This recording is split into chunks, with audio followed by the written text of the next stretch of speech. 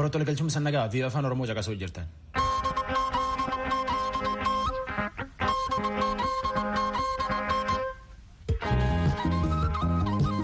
Biyya afaan Oromoo wixataa gijimaataa galgal sa'aatii 2 akka sa'aatii 3 meetira baandii 22 25 fi VOA 24 naayil sa'aatii irra caqasuu jirtan AIU jalqabna.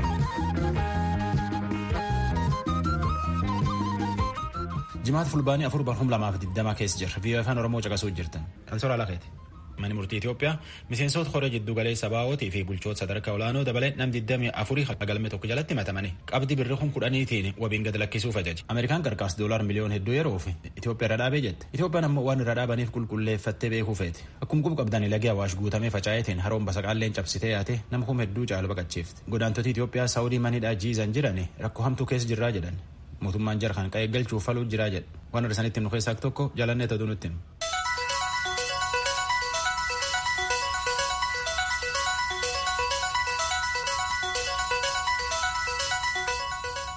Attam ooltan kabajamtoota dhaggeeffatoota keenyaa oduun galgalaarraaf qabnu kunoo.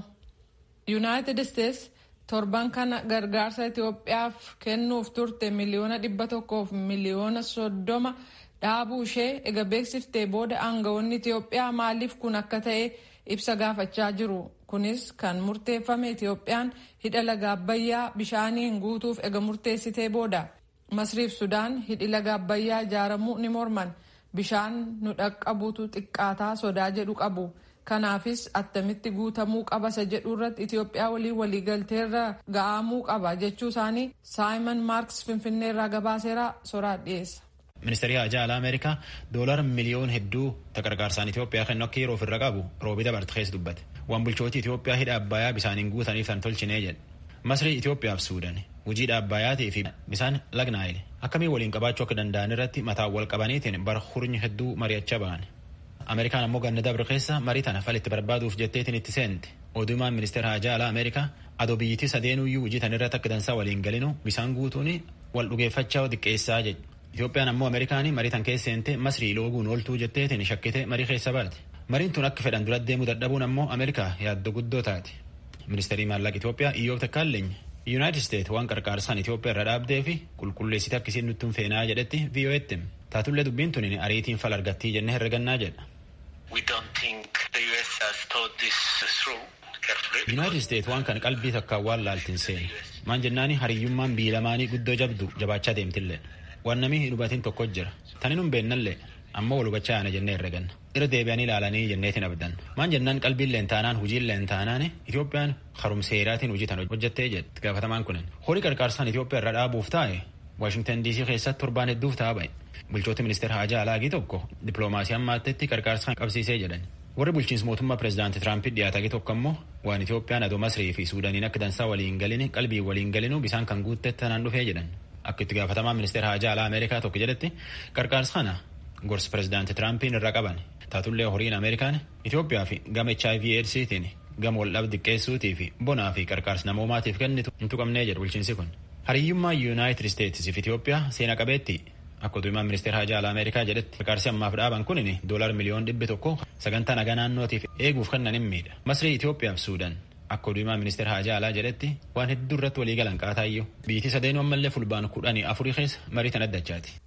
Manni maree Federeeshinii Itoophiyaa walgahii sanbata borii waame irratti raayyaa walqaayitiif waajjiraatti dhiittaa mirga namoomaa gaggeeffamaa jira jedhamu furmaata akka kaa'uufitti mana maree Federeeshinii biratti kaleessa kanneen hiriiran gaafatanii jiru. Mootummaan federaalaa filannoo seeraan alaa kan Tigraay keessatti gaggeeffamattiin jedhan hadhaabsisu sababaa filannoo sanaan kanneen hidhaman hiikaman. Gaaffiin eenyummaa bakka deebiin argannetti mootummaan federaalaa haa qubatu jedha dhaadannoon qabatanii ba'an.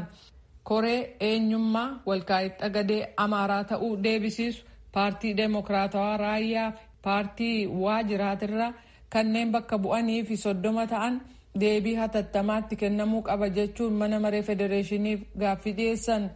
Himannaa kana irratti kan gaafataman itti gaafatamtuu waajjira koominikeeshinii bulchiisa naannoo Tigraay Adde Liyaa Kaasaa deebii kennaniin uummanni raayyaaf walqaa'itti hiree ofiin akka murteeffatuuf qabsoo gaggeesseen murteeffateeraa jedhanii namoota lakkoofsaan xiqqoo ta'aniif maallaqaan bitamantu filannoo Tigraay jeequuf kana gaggeessaa jechuudhaan fudhatama dhabsiisan.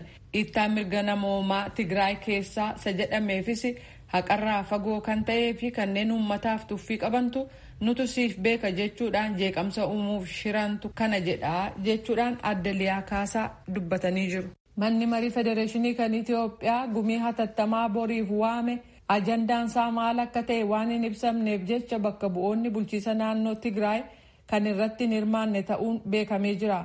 Kanas mana maree bulchiisa naannoo Tigraay walgahii hatattamaa har'a gaggeesseen murteesse. Manni marii bulchiisa naannoo Tigraay guyyaa har'aa gumii ariifachiisaa kurnaffaa kan bara shanaffaa gama viidiyoo konferensiin gaggeessee jira. Walgahii kana kan ilaaleen itti gaafatamtuun waajjira koominikeeshinii bulchiisa naannoo Tigraay Liyaa Kaasaa ibsa kennaniin gumii manni marii federeeshinii Itoophiyaa waame irratti kaleessa manni marii federeeshinii kan kaabinee naannoo walgahii hatattamaa gaggeesseen filannoon naannoo Tigraay danquuf yookaan dhaabuuf jecha murtii dabarsuurraa akka of qusatu jechuun ibse sana manni maree naannoo deeggaruusaa ibsaniiru. Dhukkuba COVID-19 ittisuu fi labsiin hatattamaa hojiirra oolaa tures yeroo sadaffaaf yeroonsaa dheerachuu Mulgeetaa Asbahaa gabaasee jira. Itoophiyaa keessatti lakkoofsi heddummina uummataa fi manneenii hin gaggeeffamiin duubatti harkifachuun waggootii dhufan 10f biyyattiin akka ittiin hoogganamtuuf yaadamee kan qophaa'e karoora qajeelfama misoomaa irratti dhiibbaa akka qabaatu ibsameera. Itoophiyaan walitti bu'iinsa uummataan lammiiwwan ishee miliyoona hedduu manaaf qe'ee irraa kan godaansise waan ta'eef jecha hojii lakkoofsa kanaa duubatti akka harkifatu kan goote yoo ta'u inni dhumaa bara 2007 gaggeeffame. Jaarmiyaan biyya alaa akka tilmaamanitti bara keessa jirru 2020 keessa heddumminni uummata Itoophiyaa miliyoona 100 fi miliyoona 14 ga'eeraa jedhu. Harka caalaan kanneen umriin isaanii 15 fi 64 gidduu ta'uus ibsameera. Dhaggeeffataa jirtan raadiyoo sagalee Ameerikaa sagantaa afaan Oromooti. Tallaaliin farra dhukkuba COVID-19 lama baatii sadaasa dhufu dura kadhiyaachuuf jiru ta'uu abdii kan kenne ta'uu hayyoonni dubbataniiru. Kunis teeknika haaraa ariifachiisuu danda'uu fi abdii kennetu tallaalii kana dhaqqabsiisuuf gargaare jedhameera. Kanaafis jecha fayyaa namaa kan hin miinee fi bu'aa quubsaa kan argamsiisu ta'aa jedhameera. Yuunaayitid Isteets keessa kan maadheeffate kaampaaniin Modernaatu tallaalii kana keessaa tokko hojjete. Tallaalii isa kaan immoo kaampaanii dawaa hojjetu kan Jarmanii fi kan Ameerikaa keessa maadheeffate kan biraatu argatee jedhameera. Biyyi Niw Ziilaand baatii caamsaa darbe dhumarraa as yeroo duraaf nama dhukkuba COVID-19 du'e galmeessitee akka jirtu aangawoonni eegumsa fayyaa beeksisaniiru. Niw Ziilaand keessatti waliigalaan hanga ammaatti dhukkuba COVID-19 kan du'an lakkoofsi isaanii 23 gahee jira. Faallaa kanaa Yuunaayitid Isteets namoota vaayirasii koronaan du'an 186,086 akkasumas kanneen qabaman miliyoona 6.1 qabaachuun addunyaa irratti sadarkaa duraarra jirti.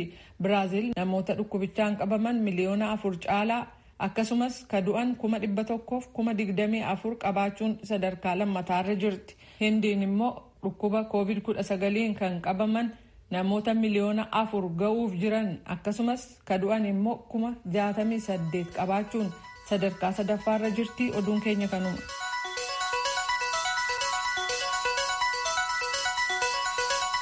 Biyya afaan Oromoo Naayil Saatiif meetirbaandii irra caqasuu jirtan.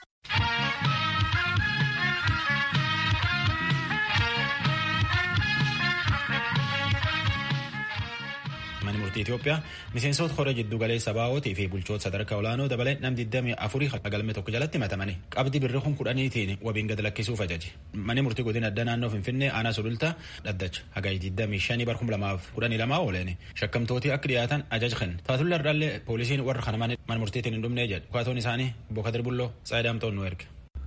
Manni murtii godina addaa Oromiyaa naannoo Finfinnee aanaa sulultaa dhaddacha har'a ooleen namoonni 24 galmee tokko irratti jiran mirga wabii qarshii 10,000tiin akka lakkifamaniif ajaja dabarseera.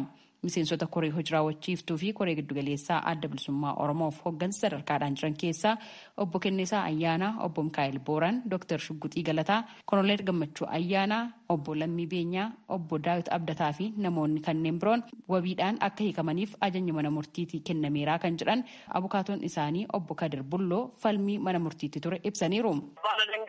Yeroon dabalataa bultiin 15 naaf kennamu kan dhufaatii dhiyeessee ture. Abbaan alangaa akka sababaati kan dhiyeessee ture. Poolisiin bultiin 15 armaan dura kenname keessaa gaafa guyyaan takkatti natti nu beeksisee ka jedhu ture. Ammoo ka jenne tokkoffaa manni murtiis taate abbaan alangaa gaafiin dhiyeessu bu'uurri isaa seerummaa yoo hin qabaanne taate fudhatama hin qabu. Kanaafuu abbaan alangaa yeroon 15 san keessatti qaamni poolisii fi abbaan alangaa qaama waliin hojjetu waan ta'eef kana hin beekuu kan jedhu fudhatama hin qabu. Isaan kan jedhanii qorannaan kun deemuu isaatu hin beeknuu jedhan kun soba seerummaa hin qabu maaliifi tokkoffaa jarri kun qaama warra siyaasaati. Kun uummanni marti waan beeku waan ta'eef sababni abbaan alangaa ani hin beeku jedhee gaafii nama dhiyeesse kun fudhatama hin qabu. Manni murtiillee kan akkaataa kana nu hubatu kufaa godhuu qaba kan jedhu gaafii kaafne manni murtiillee lamaanuu erga wal falmisiiseen booda kun adeemsaa fi waan hin fakkaanneef soba. Dhimma kana poolisiin adda ofii godhate jedhee gaafiin abbaan alangaa waliigala Oromiyaa dhiyeessu fudhatama hin qabu jedhee kuffiseeti isaan martinuu qarshii 10,000 wabiin akka ba'an jechuudhaan galmeessee kenneera. Manni murtii aanaa sulultaa dhaddacha hagaya 25 bara 2012 ooleen poolisiin hidhamtoota kana har'a mana murtiitti akka dhiyeessuuf koomishinii poolisii Oromiyaa fi waajjira mana amala sirreessaa magaalaa Buraayyuutiif ajaja kennuufis har'as hidhamtoonni kunneen hin dhiyaanne kan jedhan abukaatoon isaanii obbo Kadir Bulloo mormii qaamolee lamaaniin dhiyaate erga hordofee booda manni murtii aanaa sulultaa namoonni kunneen mirga wabii qarshii 10,000tiin akka hiikamaniif murtee dabarseeraa jedhan. Gabaasa raadiyoo sagalee Ameerikaatiif Tsahaay Daamxoo Finfinneerra.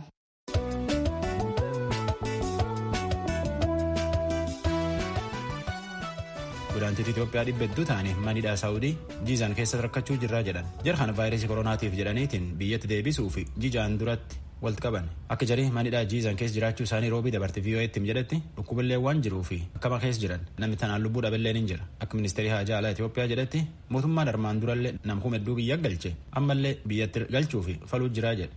Tikis gammeen namtu dubbisa. Yaman waggoota 3 erga ture booda waraana biyyattii keessaa dheeffee odoo deemaa jiru godaantota 100 lakkaawwaman kaan wajjiniin naannoo daangaa biyyoota lamaan irratti humnoota Saawudiitiin to'atamuu an dubbatu dhalataan Oromoo tokko mana hidhaa Saawudii Jaazaan jedhamu keessatti haala godaantonni keessa jiran akkanatti ibsa. Mana tokko keessa nama 360 jirreetti. Mana hulaa balbala afurii ni ga'a.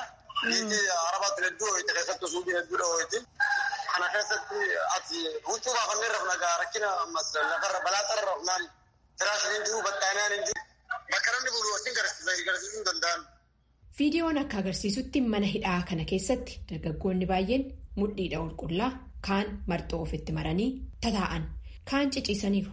Dargaggoon biraan anan dubbise ji'oota 6 darban mana hidhaa kana keessa turetti oo'isaa akka malee waan ta'eef uffata uffatee akka hin beekne natti hime. Nyaataaf dhugaatii kennamuufii fi fayyaa isaanii irratti dhiibbaa haalli mana hidhaa keessatti itti qabamanii jiran jiru laalchisees. Nyaanni ganama qursiin qubsii takka. Galgalli takka gosoota wanni nusreeyaalisii akka kubbaayyaa jechuudha. Kubbaayyaa yaani litira jechuudha. Cinaa litiraati. Ati gaa bishaan bamu godhuun akkuma nama horii wajjin guuti bishaan. Ji'a lama keessaa yeroo takka gabbaa yeroo takka ittisan jechuun shamsi hanga aduu argachuudhaaf hammaama shintireetiin jiraami. Shintireetiin yeroo cufamee akkanarraa yeroo namni kun mana keessatti walitti ajaa'ibe gabbaasan jechuudha. Baatii lama keessa yeroo takka nu baasu. Manni fincaanii jechuudha keessa jira. Shintireetiin kun ni cufama. Qoltaadhaa jira namni kun qulqullina hin qabaanne iddoo itti gabbee wanni takka qilleensi jiratu hin qabaanne. Ati maal jeensi magaala nama 360 jechuudha mana kana keessa. Lubbuu nama hedduu diigdee oolin siimena nama 10 yoon ni taa'e ni taa'ama. Kaan ka ifannitee jee, kaan ka dhukkubsatee jee, kaan ka yeroo lubbuu xinqii mana kana keessaa gabbuudhaaf ala bahuudhaa jechuudha. Ulaa qabsee bahuudhaaf deemee rasaa kan namni qabdee jechuudha. Ati waliigalatti kana jeensi immoo danda'u. Egaan manni hidhaa kun sababa godaantotaaf an qophaa'e ta'ee fi yakkamtoonni keessa hin jirre ta'eef godaantota kanaaf bilbila fayyadamuun inuma heeyyamama. Amma garuu erga odeeffannoon haala keessa jiranii miidiyaa adda addaatiin gabaafamuu qabee bilbila nurraa guuruudhaa karoorfamuu isaa nutti himaniiru jedhan. Akka dargaggoonni dubbisne jedhanitti manneen hidhaa kanaan wal fakkaatan kaanis jiran. Hiriyoota isaanii manneen hidhaa san keessa jiraniin bilbilaan yeroo dubbisan haaluma wal fakkaatu keessa jiraachuu isaanii nuu ibsanii jedhan. Walquba qabnaa yeroo takka takka bilbilaa telefoonni isaanii amma ardaa cufaadha jira maal akka ta'e hin beekne garuu qophiin turoonee jira lakkoofsa tokkorraa bilbila guuranii jira ardaa nuti amma garuu galgala bilbila irraa guuramuu jira jechuudha. Gugurri bilbilaa ha'uuf deema amma. Miidiyaan addunyaatti fi wanni adda addaa waan mootummaa kana saaxilaa jiruuf bilbilli guuramuudhaaf amma qophiin xumuramee jira. Balbala tokko irraa guuranii jira nama 300 irraa guuran. Kanaan dura yeroo godaantonni hidhaman dafanii biyyatti akka galfaman beekna. Nuyi maaliif ji'a 6 guutuu haala kana keessaa akka turru waan godhameef nuun gallee jechuudhaan biyyatti deebifamuu akka barbaadan dubbatan. Godaantonni Itoophiyaa mana hidhaa Saawudii Arabiyaa keessa jiran kun. Namni biyyatti galuun ta'e ni jira. Nu majuulanii fi namni seeraan dhufee biyyatti qilleensa fudhatee deemuu garaagara. Mootummaan namni tokko baqataan tokko fakkeenyaaf namni tokko yeroo Suudii keessa qabame yeroo duraatti hin turu yeroo gizeen gala.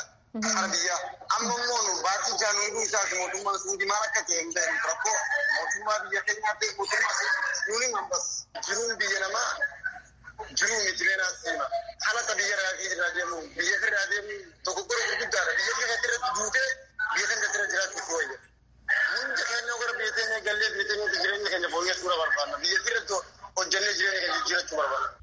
Ministeerri Haajaa Alaa Itoophiyaa dhimma godaantota Saawud Arabiyaa jiranii ilaalchisee ibsa kamisa kaleessaa jechuunis fulbaana 3 baaseen mootummaan hoomu taanaan lammiiwwan ofii biyya alaa jiran galchuu dideen beekuu bara kana ji'a bitootessaatiif caamsaa hedduutti qofa godaantota 400,000 gara biyyaa deebisneerraa jedha. Kunis san godhamu qajeelfamoota fi humna jiru irratti hundaa'etu an jedhu ibsichi godaantonni lammii Itoophiyaa ta'uu mirkaneessuudhaa qabee hojiiwwan hojjetaman baay'ee ta'uusaa tarreessa. Weerara vaayirasii koronaatiin walqabatees hooggantoonni Saawudii lakkoofsi godaantota Itoophiyaa daangaa cehanii dabalaa dhufuu nu beeksisaa jiranii an jedhu ibsi ministeera haajaa alaa Itoophiyaa kun yeroo ammaa kanas godaantota 2,000 ji'a fulbaanatii fi onkoloolessaa keessa biyyatti deebisuudhaa karoorfachuusaa beeksisa. Qarqaarsa mootummaan Saawud Arabiyaa godaantota kanaaf godhu angalateeffate ibsichi mootummaan Itoophiyaa kanneen seeraan ala namoonni akka godaanan hojjetan dallaalotaaf yakkamtoota to'achuu akkasumas haala daangaa jabeeffachuu irratti hojiin hojjetus gahaa akka hin taane ibsa. Kanumaa walqabatee itti aanaa pireezidaantiin bulchiinsa naannoo Tigraay Dr. Dabratsiyoon Gabramikaa'el dhalattoota Tigraay mana hidhaa Saawud Arabiyaa jiran biyyatti deebisuuf naannoon isaanii fedhii qabaachuudhaa fi mootummaan Saawudii hoo ergeef buufata xiyyaaraa naannoo Tigraay jirutti simachuuf qophii ta'uu ibsuudhaan xalayaa yeroo 2 mootii Saawudiitii erguu isaaniitii fi amma ammaatti deebii akka hin erganne ibsameera. Ani Tigist Gammeetii Nagahaan.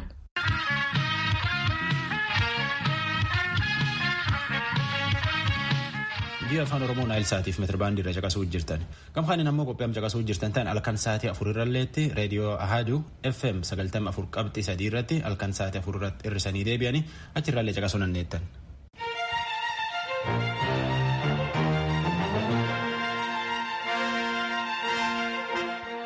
Lagi Awaash guutame irraan faca'ee haroon basaqaalleen cabsitee yaate shawaa bahaatiif godina Arsii keessa nama 20 caalachi baqate. Akka bulchiinsi jedhetti ammatti namaaf horii tanaan lubbuu dhabeellee hin dhageenye. Taatullee rakkoon tuni aanaa 9 keessa dhufte. Muktaar Jamaaleen namni dubbise. Lolaa galaanaa Awaash guuteetiniin godinoota 2 godina shawaa bahaa fi Arsii keessatti hawaasa bakka inni jiraaturraa sochoose kanaan yoo xiqqaate namoota 20,000tti qixxaatutu qe'eef qabeenya isaaniirraa buqqa'uu koomishiniin hoggansa sodaa balaa Oromiyaa mirkaneesseetiniin jira. Koomishinarichi Abaadira Abdaa raadiyoo sagalee Ameerikaatiif akka himanitti durfameetiniin hawaasni akka of eeggatu waan himameetiniin jedheef lubbuu namaa fi beellada irratti miidhaan akka hin geenye hanqifamullee qabeenya irratti miidhaaleen sadarkaa garaagaraa mudachuu dubbataniitiniin jiru. Keessaayyuu ooruun qonnaan bultootaa heddumminni galoo galaanaa bishaan Awaashiin liqimfame jedhan. Guutittiin bishaan laga Awaash humnaa ol ta'uudhaan iddoo kanaan dura gahee hin beeknee fi dirree kanaan dura bahee hin beeknetti bahee godinoota lamaan jedhame kana keessatti miidhaa qabeenyaa buqqaatii namoota qe'ee irraa kaasuu irraan ga'eera. Guutitii bishaan laga Awaash kana wajjin wal qabatee namoota qe'ee fi qabeenya isaanii irraa buqqaan waliigala godinaalee lamaan kana keessatti godina lamaa mana 9 keessatti ganda 32 ta'u. Naanna'ee namoonni guutitii bishaan laga Awaash humnaa ol ta'uudhaan gara abbaa warraa 671 maatii gara 13,856 waliigala gara nama 19,927 qe'ee fi qabeenya isaaniirraa kaaseera. Haa ta'uuti uummata kana akkuma kanaan dura jedhamaa dura keeddannaalleen waan kennamaafii tureef barsiisni illee waan laatamaafii turee fi uummatas qopheessuu waan tureef lubbuu namaarras lubbuu beelladaarras miidhaan qaqqabee hin jiru. Naanna'ee qabeenyi socho'aan akka lubbuu namaa dabalatee akka bahuu danda'u godhameera. Manneen isaanii irratti amma caalumatti manneen isaaniitii fi midhaan lafarratti faca'ee jiru irratti midhaan kan qaqqabe. Kanaaf waan jiru wanni guddaan lubbuu namaa baasuudha. Lubbuu sana hambisamee waa'ee miidhaa qabeenyaatii fi akkaataa jireenya uummataa irratti maal ta'uu qaba, maaltu godhamuu qaba waan jedhamu irratti yaadamee kan itti deemamaa jiru. Galoon galaanaa bishaan Awaash kuni kan laga Awaash yaa'eetiniin qofa as dhufe osoo hin ta'in hidhaan madda elektiriika humna qooqaallee guuteetiniin jennaan bishaan dabalataa lagatti gadhiifamuutu dubbatama. Kanarraan laggeen gama biraa Awaashitti yaa'anillee humna isaanii cimsataniitiniin Awaash akka sabarraan dhangala'u sababa ta'aniitiniin jiruudhaan Komishinar Abaadir Abdaa kan isaan dubbatan. Hawaasni akka durseetiniin bakkaa socho'u himamaatiniin turullee hanga yaadamee ol waan ta'eef bakka silaa kanaan dura dhaqqabee hin dhaqqabne hunda bira gaheetiniin uummata buqqiseen dubbatu obbo Abaadir. Bishaan akka malee humnaa ol dabalee amma bishaan tokkoffaa laayina Awaash mataa isaatti guddaadha. Lammaffaa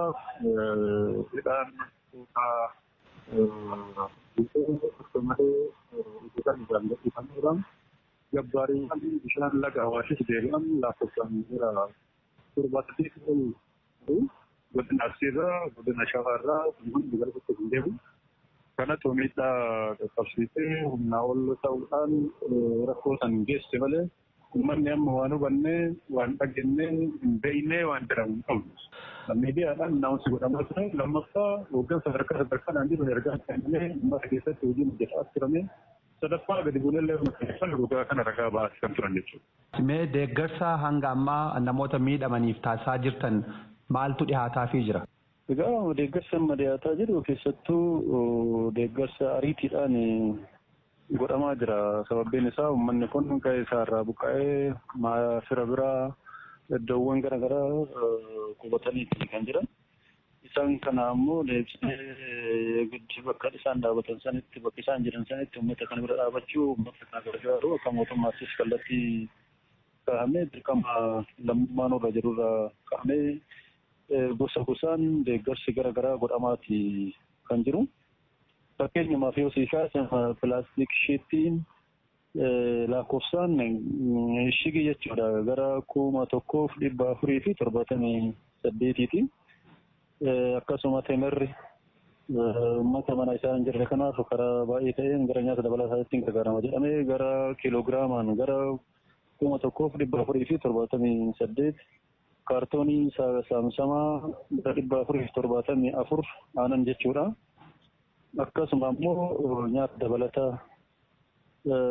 kumtaalaan gara kumtaala 71 ruuza kumtaala 170 firaasha 1,478 birdalibsii 2,956 kan ta'an uummata kanaaf iddoo jiranitti bakka miidhaan isaan irraa ga'eessanitti miidhaan dabalataa akka keessummeessuu hin dandeenye yeroodhaaf itti gargaaraman fi akka gargaaramuun isaan irra jiraatu godhamee kunifu isaan bira ga'ee jira jechuudha. Miidhaan ammatti gaheetiniin jira jedhame namoota qe'ee buqqa'an malee qabeennaan adda baafameetiniin beekamuu dhabu koomishinarri hoggansa sodaa balaa Oromiyaa Abaadira Abdaa raadiyoo sagalee Ameerikaatiif himanii jiru. Hanga lafa qonnaa bishaan galaanaatiin fudhatame meeshaa dhaabbataa lolaadhaan manca'ee fi kanneen biroo koreen sadarkaa naannoorraa hanga aanaatitti hundaa'eetiniin hojjetamaatiniin waan jiruuf yeroo qulqullaa'ee adda bahetti kan ummataaf beeksifamu ta'uu dubbatanii jiru. Gabaasa sagalee Ameerikaatiif Muktaar Jamaal Finfinneerraa.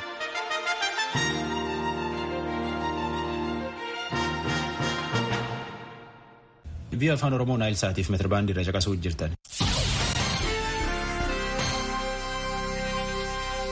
Kanatti aansinee ibsa gulaalaa kan imaammata Yuunaayitid Isteetsi calaqqisu isiniif dhiyeessina. Fulbaanni 2 guyyaa Paasifik keessatti waraanni addunyaa lammaffaan sirnaan itti xumurame. Gulaalaan har'aa yaada isaa innaa jalqabu walumaa gala guyyaatti walitti bu'iinsa addunyaa keessatti geggeeffamaa ture xumurameedha jedha. Waggoota 75 dura jechuun guyyaa san bakka buutonni Yuunaayitid Isteetsiif Jaappaan haal duree tokko malee ka Jaappaan harkatti kennatte galmee sirnaa handaara galaana Tookiyoo irra kan ture doonii USS Mizuurii jedhamu irratti mallatteessan.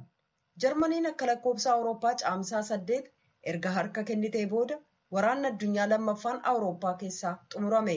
Paasifik keessatti garuu hanga Jaappaan hidhannoo ishee hiikkattutti itti fufee ture.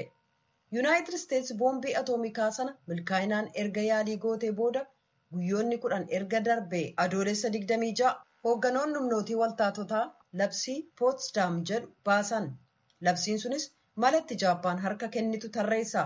Yoo Jaappaan kana simachuu didde garuu guutummaatti manca'uutu ishee mudataa jedha labsiin sun. Jaappaan simachuu didde. Sana booda Paasifik keessatti kan argaman humnoonni michoota Yuunaayitid Isteetsi waggoota 3 oliif seenaa addunyaa keessatti isa guddicha ka jedhame keessaa tokko ka ta'e lola galaanarraa geggeessan. Lola odola Paasifikitti geggeessame sanaan kanneen injifataman loltoonni Jaappaaniif siiviilonni hedduminaan of ajjeesan. Sana booda murtiin waraanni sun hatattamaan akka dhaabatu jedhurra ga'ame.